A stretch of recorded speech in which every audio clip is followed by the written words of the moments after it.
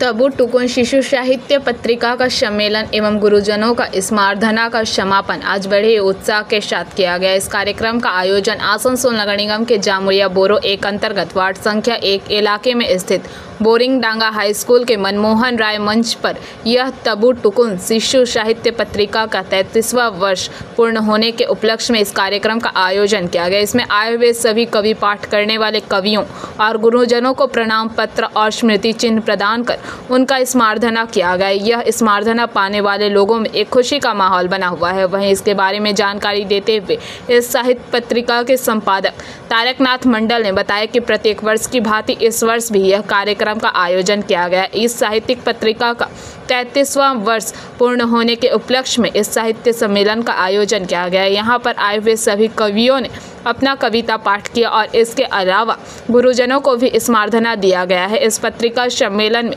पश्चिम बर्धमान, बांकुड़ा, बीरभूम, दुर्गापुर, आसनसोल, रानीगंज और पुरुलिया इलाके के कवियों ने बढ़ चढ़कर हिस्सा लिया। इस मौके पर राजीव घाटी, जवाहर मिश्रा उपस्थित थे। शिशु साहित्य पत्रिका এই পত্রিকার 33 বছর পূর্তি উপলক্ষে আমাদের এই সাহিত্য সম্মেলন প্রতি বছরই হয়ে থাকে।